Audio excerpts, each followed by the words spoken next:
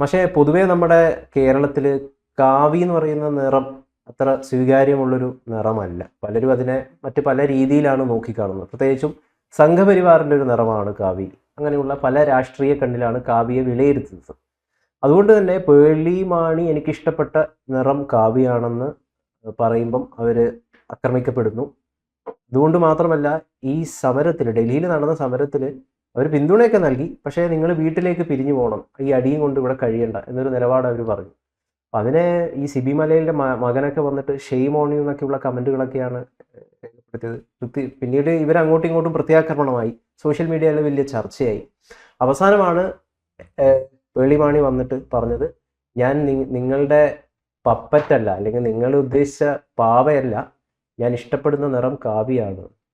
അതൊരു എങ്ങനെയാണ് മാഷ് എഴുതുന്നത്? മാഷിൻ്റെ ഒരു അല്ല, ഞാൻ അതിനകത്ത് കാണുന്നത് ഒന്ന്, നമ്മളുടെ നിറങ്ങൾ അതൊക്കെ ഓരോരുത്തരും മോഷ്ടിച്ചെടുത്ത് നിറം ഇപ്പോൾ കാവി എന്ന് പറഞ്ഞ സംഘപരിവാറിൻ്റെ പ്രതീകമാക്കി ആര് മാറ്റി? അവർ മാറ്റി. ചുവപ്പ് എന്ന് പറഞ്ഞിട്ടുണ്ടെങ്കിൽ കമ്മ്യൂണിസ്റ്റുകാരുടെ നിറമാക്കി മാറ്റി. പച്ച മുസ്ലിം ലീഗുകാർ. ഇങ്ങനെ ഇവർക്കൊക്കെ ആരെ ഈ നിറം കൊടുക്കുന്നത്? അല്ലെ അവരുടെ കുത്തകയാക്കിയത് എന്തുകൊണ്ട് മാറ്റപ്പെടുന്നു?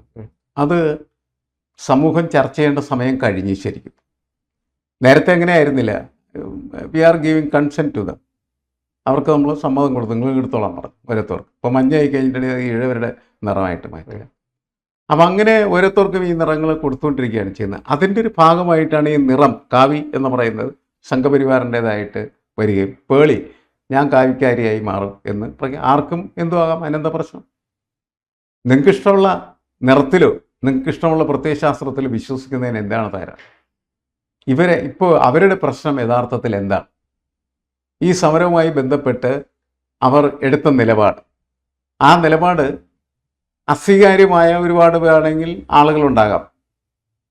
നമ്മളുടെ ഈ സോഷ്യൽ മീഡിയ ചാനലുകളുടെ പ്രശ്നം എന്താണെന്ന് വെച്ചാൽ അതിനകത്ത് നമ്മൾ കുറേ ഫോളോവേഴ്സിനെ ക്രിയേറ്റ് ചെയ്യും. ആ ഫോളോവേഴ്സിനെ നമ്മൾ എങ്ങനെ ക്രിയേറ്റ് ചെയ്യണം? എന്താണ് അതിൻ്റെ ബേസിസ് എന്ന് പറഞ്ഞാൽ അവർക്കിഷ്ടമുള്ള സാധനങ്ങൾ ഇട്ട് കൊടുക്കുക. അപ്പോൾ ഐറ്റങ്ങൾ തിന്നും. മീന് തീറ്റ കൊടുക്കുന്ന കാര്യമാണ്. ഈ ആൾക്കൂട്ടത്തിന് അവർക്ക് താല്പര്യമുള്ളതായിട്ടുള്ള വിഷയം ഇട്ട് കൊടുക്കുക. അപ്പോൾ അവരെന്ത് ചെയ്യുമെന്ന് വെച്ചിട്ടുണ്ടെങ്കിൽ അതിൻ്റെ അകത്ത് പെറ്റി വരിക വലുതാണ്. ഇതാണ് നമ്മുടെ സോഷ്യൽ മീഡിയയുടെ ഫോളോവേഴ്സ് എന്ന് പറയുന്നത്. അപ്പോൾ ഇവരെല്ലാം വിചാരിച്ചിരിക്കുന്നത് എന്താണെന്ന് വെച്ചാൽ ഈ സോഷ്യൽ മീഡിയ സെർവർ അയാൾ ഇന്ന തരത്തിലുള്ള ചിന്താഗതിയുള്ള രാഷ്ട്രീയമുള്ള ഒരാളാണെന്നുള്ളൊരു ധാരണ ഒരിക്കലും ഉണ്ടാവും. അതിൽ നിന്ന് മാറുമ്പോൾ ഫോളോവേഴ്സ് പോകും. അതിനെന്താ കുഴപ്പം? ഇവർ എങ്ങനത്തെ കക്ഷിയായിട്ടാണ് നമ്മുടെ സമൂഹത്തിനകത്ത് പ്രസൻറ്റ് ചെയ്യപ്പെട്ടിരുന്നത്? ഗൗതമിന് എന്താണ് തോന്നുന്നത്? തീർച്ചയായിട്ടും ഇവർ നേരത്തെ ആങ്കർ ആയിരുന്നു. ഒരു വലിയ വയബിലിറ്റി ഉണ്ടായിരുന്നു. നമ്മൾ പലരും അതുകൊണ്ടാണല്ലോ പക്ഷേ രാഷ്ട്രീയം ഉള്ളിൽ പലർക്കും പല രാഷ്ട്രീയമായിരിക്കും. അത് തുറന്നു പറയാൻ, പ്രത്യേകിച്ച് കേരളത്തിൽ അങ്ങനെ തുറന്നു പറയാനുള്ളൊരു സ്വാതന്ത്ര്യം ഇല്ലെന്നാണ് ഞാൻ മനസ്സിലാക്കിയിരിക്കുന്നത്. പലർക്കും പല ഭയവുമുണ്ട്. ഇപ്പം നമുക്കറിയാം, മമ്മൂട്ടി ഈ നമ്മളെ ഈ ദുരന്തബാധിത പ്രദേശത്ത് ഇപ്പം സർക്കാർ വീട് വെച്ച് നൽകിയല്ലോ വയനാട്. അവിടെ പോയപ്പം മമ്മൂട്ടി സന്ദർശിച്ചപ്പം കൂടെ ഏതോ ഒരു CPM പ്രവർത്തകനുണ്ട് വയനാട്ടിലെ. അപ്പം മമ്മൂട്ടി പറഞ്ഞു, നീ എന്തിനാണ് എപ്പോഴും എൻ്റെ കൂടെ ഇങ്ങനെ നടക്കുന്നത്? നീ അങ്ങോട്ട് മാറി നിൽക്ക്, നിന്റെ ആളാണ് ഞാനെന്ന് വിചാരിക്കും എന്ന് മമ്മൂട്ടി പറഞ്ഞിട്ടുണ്ടായിരുന്നു. വലിയ ആക്രമണമാണ് മമ്മൂട്ടിക്ക് നേരെ CPMകാർ പോലും. ഇയാൾ വലിയൊരു അഹങ്കാരിയാണ് എന്ന് പറഞ്ഞത്. അവിടെ മമ്മൂട്ടി കുറച്ചും കൂടി നിഷ്പക്ഷനാവാൻ ശ്രമിച്ചു. അതുകൊണ്ടാണ് മാറി നിൽക്കൂ എന്ന് പറഞ്ഞത്, ഞാൻ നിന്റെ ആളാണെന്ന് കരുതണ്ടാവും. പക്ഷേ ഈ അവിടെ ഒരു ഇടത് കുത്തക സാംസ്കാരിക ലോകത്തുണ്ട് എന്നുള്ളതൊരു യാഥാർത്ഥ്യമാണല്ലോ കേരളത്തിൽ. അതുകൊണ്ട് തന്നെ ഇപ്പോൾ OV വിജയനെ പോലുള്ള എഴുത്തുകാർ വലിയ രീതിയിൽ ആക്രമണം നേരിട്ടിട്ടുണ്ട്. ഒരു ഹിന്ദുത്വവാദിയാണ്, അദ്ദേഹത്തിൻ്റെ അഭിപ്രായങ്ങൾ തുറന്നു പറഞ്ഞതിൻ്റെ പേരിൽ നേരിട്ടിട്ടുണ്ട്. അങ്ങനെ ഒരു സംഭവം പല കലാകാരന്മാരും സാംസ്കാരിക പ്രവർത്തകരൊക്കെ നേരിടുന്നുണ്ട്. അതുകൊണ്ട് പലരും ഭയത്തിലാണ് ജീവിക്കുന്നതെന്നാണ് ഞാൻ മനസ്സിലാക്കുന്നത്. അല്ല, അങ്ങനത്തെ ഭയത്തിൽ ജീവിക്കേണ്ട കാര്യം ആർക്കുമില്ല. ഭയത്തിൽ ജീവിക്കുകയും ആകാം. കാരണം എന്ന് വെച്ചാൽ ഞാനിപ്പോൾ എൻ്റെ അഭിപ്രായങ്ങളൊക്കെ വെട്ടി തുറന്നു പറയാറ്. തീർച്ചയായിട്ടും നമ്മളാരും അംഗീകരിക്കാറില്ല, അത് കാരണം നമുക്ക് ഫോളോവേഴ്സും ഇല്ല. അതാണ് യാഥാർത്ഥ്യം. അതാണ് എല്ലാവരും മനസ്സിലാക്കേണ്ടതായിട്ടുള്ള ഒരു കാര്യം. നിങ്ങൾ നിഷ്പക്ഷമായിട്ടും സത്യസന്ധമായിട്ടും നിങ്ങളുടെ നിലപാടിനനുസരിച്ച് സംസാരിക്കാനും പ്രവർത്തിക്കാനും തുടങ്ങിയാൽ പലപ്പോഴും കേരളത്തിൻ്റെ ഒരു പ്രത്യേക രാഷ്ട്രീയ സാഹചര്യത്തിൽ നിങ്ങൾക്ക് ഫോളോവേഴ്സ് ഉണ്ടാവാനുള്ള സാധ്യത കുറവാണ്. ശരി, ഫോളോവേഴ്സ് ഉണ്ടാവണമെങ്കിൽ നമ്മൾ ഏതെങ്കിലും ഗ്രൂപ്പിൻ്റെ കൂടെ നിൽക്കണം. ഉം. കാരണം കേരളം പലതരം സെഗ്മെൻറ്റുകളായിട്ട് തിരിഞ്ഞ ഒരു പ്രദേശമാണ്. ഉം. അവരെ അനുകൂലിക്കുന്ന തരത്തിൽ നമ്മളെ സംസാരിച്ച് കഴിഞ്ഞിട്ടുണ്ടെങ്കിൽ അവരെന്ത് ചെയ്യും, നമ്മളുടെ ആളായിട്ട് നിൽക്കും. ഇപ്പോൾ മുസ്ലിം പൊളിറ്റിക്സ് നമ്മൾ ടേക്കപ്പ് ചെയ്യുകയും അവർക്ക് അനുകൂലമായിട്ട് സംസാരിക്കുകയും ചെയ്യുന്ന ഒരുപാട് ആളുകൾ എന്ത് ചെയ്യും, അതിൻ്റെ കൂടെ വരും. CPM പൊളിറ്റിക്സ് നമ്മൾ ടേക്കപ്പ് ചെയ്ത് അവർക്ക് അനുകൂലമായിട്ട് സംസാരിച്ച് അവരൊരുപാട് പേര് നമ്മുടെ കൂടെ വരും. BJP പൊളിറ്റിക്സ് നമ്മൾ ടേക്കപ്പ് ചെയ്ത് അവർക്ക് അനുകൂലമായി സംസാരിച്ചാൽ അവരും നമ്മുടെ കൂടെ വരും. കോൺഗ്രസിൻ്റെ പൊളിറ്റിക്സ് നമ്മൾ ടേക്കപ്പ് ചെയ്യുകയും സംസാരിക്കുകയും ചെയ്താൽ അവരും കുറേ നമ്മുടെ കൂടെ വരും. നമ്മളിവരെല്ലാവരും എതിർത്താലോ? നമ്മളിവരെല്ലാവരും എതിർത്താൽ പിന്നെ ആരും നമ്മുടെ കൂടെ ഉണ്ടാവില്ല. അതാണ് പ്രധാനപ്പെട്ട പ്രശ്നം.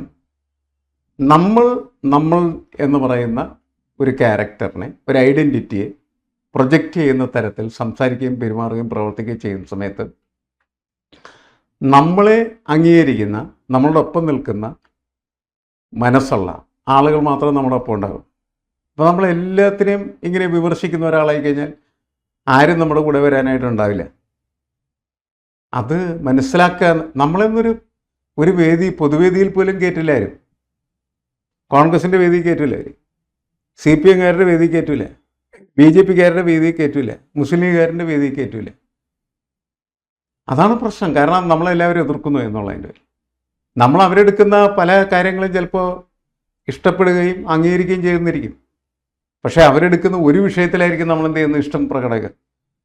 5 വിഷയത്തിൽ നമ്മൾ അവർക്കെതിരായിട്ട് സംസാരിക്കും. അപ്പോൾ അവർ പറയും ഇതൊരു ശല്യമാണ്, ഇതിനെ നമ്മുടെ കൂടെ നടത്തേണ്ടതില്ലെന്ന് തീരുമാനിക്കും. ഇതൊരു പൊളിറ്റിക്കൽ റിയാലിറ്റിയാണ് കേരളത്തെ സംബന്ധിച്ചിടത്തോളം. നമുക്കൊരിക്കലും സംവാദത്തിൽ താല്പര്യമില്ല. സംവാദത്തിൽ താല്പര്യമുണ്ടെങ്കിൽ ഇങ്ങനെ ആയിരിക്കില്ല. നമ്മൾ പറയുന്നതിൽ എന്തെങ്കിലും കണ്ടൻ്റ് ഉണ്ടോ എന്ന് നോക്കി നമ്മളെ അംഗീകരിക്കാൻ കുറച്ച് പേരുണ്ടാവും, സംവാദാത്മാവമാണെങ്കിൽ. അതല്ലെങ്കിൽ എന്താ സംഭവിക്കണമെന്ന് വെച്ചിട്ടുണ്ടെങ്കിൽ നമ്മളുടെ ഒപ്പം നിൽക്കാനായിട്ട് ആളുണ്ടാവില്ല. വേളിയൊക്കെ മനസ്സിലാക്കേണ്ട ഒരു കാര്യമാണ്. അപ്പം അവർ കുറേ മീൻ കുഞ്ഞുങ്ങളെ അതിന് ആവശ്യമുള്ള തീറ്റയൊക്കെ ഇട്ട് കൊടുത്ത് വളർത്തി വലുതാക്കി കുറേ കഴിഞ്ഞപ്പോൾ അവർ പിരിഞ്ഞു പോയി മാത്രമേ ഉള്ളൂ. കാരണം അവർക്കിഷ്ടമില്ലാത്തതായിട്ടുള്ള സാധനങ്ങൾ ഇവരിട്ട് കൊടുക്കാൻ തുടങ്ങിയ സമയം. ഈ വിഷയത്തിൽ അതാണ് സംഭവിച്ചിരിക്കുന്നതെന്നാണ് ഞാൻ മനസ്സിലാക്കുന്നത്. എന്താ ഗൗതമിന് എന്താണ് വ്യത്യസ്തമായ അഭിപ്രായം ആ കാര്യത്തിലുണ്ട്? പക്ഷെ അത് തന്നെയാണ്, അതായത് പല അഭിപ്രായങ്ങളും തുറന്നു പറയുമ്പോൾ നേരിടുന്ന, ഇപ്പം പലർക്കും അത് തുറന്നു പറയാനുള്ളൊരു ധൈര്യം ഉണ്ടായി എന്നതിൻ്റെ കാരണം ഇവിടെ സംഘപരിവാർ, അല്ലെങ്കിൽ അവരെ പിന്തുണയ്ക്കാൻ നിരവധിയായിട്ടുള്ള സംഘപരിവാർ ഈ നാട്ടിൽ രൂപപ്പെട്ടിരിക്കുന്നു എന്നതിൻ്റെ അടിസ്ഥാനത്തിലാണ് മുരളി മാണിയെ പോലുള്ള പലർക്കും ഇത് പറയാൻ പറ്റുന്നത്. മറ്റു പലരും അതേപോലെ തുറന്നു പറയുന്നുണ്ടല്ലോ. നേരത്തെ ആണെങ്കിൽ ഇത്രമാത്രം അത് തുറന്നു പറയുന്ന BJPക്ക് ഇപ്പോൾ 3 MLAമാരുണ്ടായി. ആ ഒരു പരിസ്ഥിതി കൂടി ഉണ്ടല്ലോ. പക്ഷേ അല്ലേ, MLAമാരുടെ അവർ 3 MLAമാരുണ്ടായെന്നുള്ളത് കൊണ്ട് മാത്രമല്ല, നേരത്തെ തന്നെ BJPക്ക് ഇപ്പോൾ എനിക്ക് തോന്നുന്നു സുജയ പാർവതിയൊക്കെ അങ്ങനെ ഞാൻ BJP ആണെന്നൊക്കെ പറഞ്ഞിട്ട് പോകുന്ന ഒരു കാലം ഉണ്ടായിരുന്നു. ഇപ്പം അവർ BJP ആണെന്ന് നമുക്ക് അറിയാൻ പാടില്ല. അന്ന് പക്ഷെ അവർ അതിനുവേണ്ടി സംസാരിക്കുകയും അങ്ങനെ BJPക്കാരെ ആയിത്തീരുകയും അവർ ഒരുപാട് ഫോളോവേഴ്സിനെ നിർമ്മിക്കുകയും ചെയ്തു. ഒരു റിപ്പോർട്ടർ ചാനലിരിക്കുന്ന സമയത്ത് അവർ BJPക്കാരുണ്ടായിരുന്നു. ബിഗ് TVയിൽ പക്ഷെ അങ്ങനത്തെ ഒരു സ്വഭാവമല്ല അവർ കാണിക്കുന്നത്. ഇതൊക്കെ ഓരോരുത്തരുടെ മാർക്കറ്റിങ്ങിൻ്റെയും സൈഡ് അതിനകത്ത് പ്രകടമാണ് എന്നുള്ളതാണ്. ഇൻഡിവിജ്വൽ ക്യാരക്ടർ വെച്ചിട്ട് കേരളത്തിൽ നീങ്ങുന്നവർ എണ്ണം വളരെ കുറവാണ്. പൊളിറ്റിക്കൽ ഐഡൻറ്റിറ്റി, സ്വന്തമായിട്ടുള്ള ഒരു പൊളിറ്റിക്കൽ ഐഡൻറ്റിറ്റി എന്ന് പറയുന്നത് പൊളിറ്റിക്കൽ പാർട്ടികളിൽ നിന്ന് വ്യത്യസ്തമായിട്ടുള്ള രീതിയിൽ പുലർത്താൻ ശ്രമിക്കുന്ന ആളുകളുടെ എണ്ണം കേരളത്തിൽ വളരെ വിരളമാണ്. പൊതുസമൂഹത്തിന് വേണ്ടിയിട്ട് സംസാരിക്കുന്ന ആളുകളും പൊതുവെ കുറവാണ് എന്നാണ് ഞാൻ മനസ്സിലാക്കുന്നത്. ഇപ്പോൾ സർക്കാരിനെ വിമർശിക്കുന്ന ആളുകളുണ്ട്. അവർ തന്നെ പലപ്പോഴും എന്ത് ചെയ്യുന്നത് വെച്ചാൽ അവർക്കൊരു ഓഡിയൻസിനെ ക്രിയേറ്റ് ചെയ്ത് ആ ഓഡിയൻസിന് വേണ്ടി അഭിപ്രായം പറയുന്ന രീതിയിലേക്ക് അവർ മാറും. നമ്മളെ നാടൻ ഭാഷയെ പറഞ്ഞാൽ ഗാലറിക്ക് വേണ്ടി കളിക്കുന്ന ആളുകളായിട്ട് മാറും. അവിടെയൊന്നും അവർക്കൊരു പൊളിറ്റിക്കൽ ഐഡിയോളജി ഇല്ല. ശരിക്കും കളി കാണാതിരിക്കുന്നവൻ്റെ ആഗ്രഹത്തിനനുസരിച്ച് വർത്തമാനം പറയലാണ്. അതൊന്നും ശരിയായ കാഴ്ചപ്പാടുകൾ. എല്ലാവരും ഈ സിബി മലയുടെ മകനും പേളി മാണിയും ഇവർ രണ്ടുപേരും ഫോളോവേഴ്സിനെ വർദ്ധിപ്പിക്കാൻ ശ്രമിച്ചിട്ടുണ്ട്. അവരത് ചെയ്യുകയും ചെയ്തു. അതുകൊണ്ടാണ് അവിടെ പേളി മാണി വളരെ കൃത്യമായിട്ട് എൻ്റെ ഇഷ്ടമുള്ള നിറം കാവി എന്ന് പറഞ്ഞത്. കാരണം ഒരു വിഭാഗം പിന്തുണയ്ക്കാനായിട്ട് വരും എന്ന് അവർക്ക് കൃത്യമായിട്ട് അറിയാം. അതെ, വരൂ കാവിക്കാരെ എൻ്റെ കൂടെ വാ, ഞാൻ നിങ്ങൾക്ക് ആവശ്യമുള്ളതായിട്ടുള്ള വാർത്തകൾ തരാം എന്നായിരിക്കും അവരിനി പറയുക. അവരങ്ങനെ പോട്ടെ, ഓരോരുത്തർക്ക് ഇഷ്ടമുള്ള വഴികളിലൂടെ ഓരോരുത്തരും സഞ്ചരിക്കട്ടെ. അതിൻ്റെ പേരിൽ അവർ വിലപിക്കുകയോ നിലവിളിക്കുകയോ ചെയ്തിട്ടൊരു കാര്യമില്ല. കാരണം എന്താണെന്ന് വെച്ചാൽ നമ്മളിപ്പോൾ പറഞ്ഞതാണ് കേരളത്തിൻ്റെ ഒരു പൊളിറ്റിക്കൽ റിയാലിറ്റി എന്ന് പറയുന്നത്. സത്യസന്ധമായിട്ടും സുതാര്യമായിട്ടും സ്വന്തം രാഷ്ട്രീയ നിലപാടിനനുസരിച്ച് സംസാരിക്കുമ്പോൾ അതിൻ്റെ ഫോളോവേഴ്സ് വളരെ കുറവായിരിക്കും എന്നുള്ള കാര്യത്തിൽ തർക്കമില്ല. പക്ഷേ കേരളത്തിൽ പല സെഗ്മെൻറ്റുകളുണ്ട്. ആ ഒരു സെഗ്മെൻറ്റിന് വേണ്ടി നിങ്ങൾ കളിച്ചാൽ നിങ്ങൾക്ക് ആ സെഗ്മെൻറ്റിൻ്റെ സപ്പോർട്ട് കിട്ടും, നിങ്ങളുടെ കാണികളുടെ എണ്ണം പെരുകും, നിങ്ങൾക്ക് ലഭിക്കുന്ന വരുമാനവും ചിലപ്പോൾ കൂടും. അപ്പോൾ വരുമാനം കൂട്ടാൻ, കാണികളെ കൂട്ടാൻ ഗാലറിക്ക് വേണ്ടി കളിക്കുക. അതല്ലെങ്കിൽ നിങ്ങളുടെ പൊളിറ്റിക്കൽ ഐഡൻറ്റിറ്റി നിലനിർത്താനാണെങ്കിൽ നിങ്ങൾക്ക് ഏകാന്ത സഞ്ചാരമാണ് കൂടുതൽ സാധ്യമായി തീരുക.